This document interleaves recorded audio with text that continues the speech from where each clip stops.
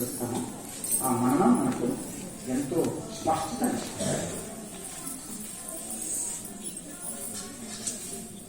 కొన్ని కొద్దిసేపు 2:30 కొద్దిసేపు మనం నెమరు వేసుకుంటాం. తర్వాత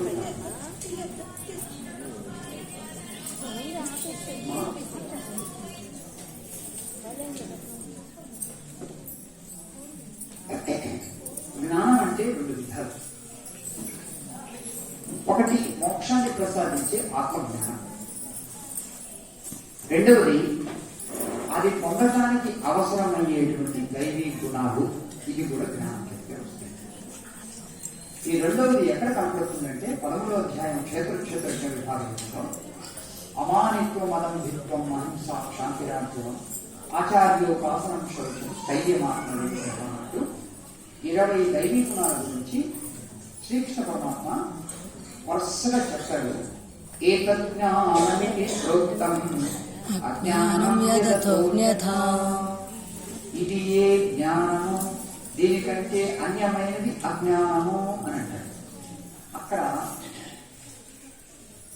బ్రాహ్మీ స్థితి ఆత్మజ్ఞానానుభవము దాని గురించి చెప్పకుండా అమానిత్వం అహంకారం లేకుండా ఉండటం. అక్కడ మానము అని అంటే గౌరవము, సెల్ఫ్ ఎస్టిమేషన్, అది అహంకారం కింద వస్తుంది. అహంకారం లేకుండా ఉండటమే అమానిత్వం. ఒకటి. రెండవది అదంభిత్వం, లేనిది ఉన్నట్లుగా ఆపాదించుకొని నేను ఎంత గొప్పని చెప్పుకోవటమే దంభము అంటారు. ఆ దంభము లేకుండా ఉండటమే అదంభిత్వం. అహింస, హింస లేకుండా ఉండటం. దీన్ని లోతుగా మనం వివరించవచ్చు. హింస అని అంటే ఒక ప్రాణిని కొట్టడం, చంపటం, అదే కాదు మానసికంగా తలంచడం కానీ, అనరాని మాట అని నొప్పించడం కానీ, చేత్తో కాలితో ఏదైనా చేయటం కానీ, అదంతా కూడా హింస కిందకే వస్తుంది. మలయాళ స్వామి వారు వ్యాసాశ్రమం లోపలికి ప్రారంభంలో పాములు, తేళ్లు, కప్పు ఇవన్నీ వస్తే ఒక బోన్ తయారు చేసి ఇచ్చేవాడు. ఆ బోన్లోకి నెట్టేసేసి దాన్ని దూరంగా తీసుకుని వదిలేసేవాడు. వాటిని చంపకూడదు.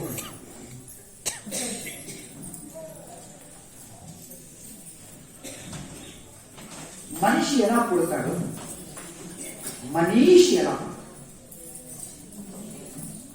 100 మందిలో ఒక్కడిగా మనిషి బతుకుతాడు, 100 మందిలో ఒక్కడిగా మనీషి నిలుస్తాడు.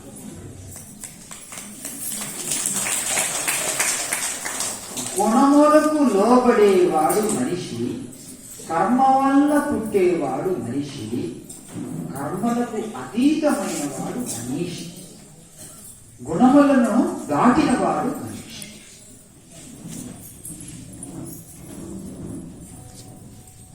మనకు సామవేదాంతర్గతమైనటువంటి మహావాక్యం తత్వమసి.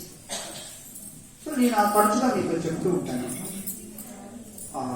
అయ్యప్ప దీక్ష ఉండేవాళ్ళు 40 రోజులు ఉండి శబరిమలకి వెళ్ళి 18 మెట్లెక్కి పైకి వెళ్ళి సన్నిధానం నిలబడి 2-3 సెకండ్లు దర్శనం చేసుకుంటారు, వెళ్ళిపోవాలి. అక్కడ కూడా జనాభా ఎక్కువ ఎక్కింది.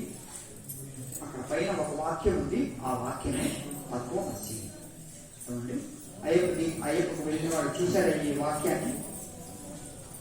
మగవాళ్ళందరూ దీక్ష తీసుకొని వెళ్తూ ఉంటారు కదా, వాళ్ళు ఎవరైనా చూశారా? అయ్యప్ప ద్వారానికి పైన ఇరువైపున తత్వమసి. సంస్కృతంలో ఉంది, మలయాళంలో ఉంది, సంస్కృతంలో ఉంది. అంటే ఒరే నాయన 40 రోజులు దీక్షగా నా దగ్గరకు వచ్చావు, నేను చెప్పే బోధ ఏమిటంటే తత్ ఆ పరమాత్మయే, త్వం నీవుగా, అయ్యి అసి అయి ఉన్నాను, పోయిక నా బోధ అయిపోయింది, రావద్దని. అది ఆయన బోధ. అదే మనం భగవద్గీతకు అన్వయించుకుంటే త్వం అంటే జీవుడు.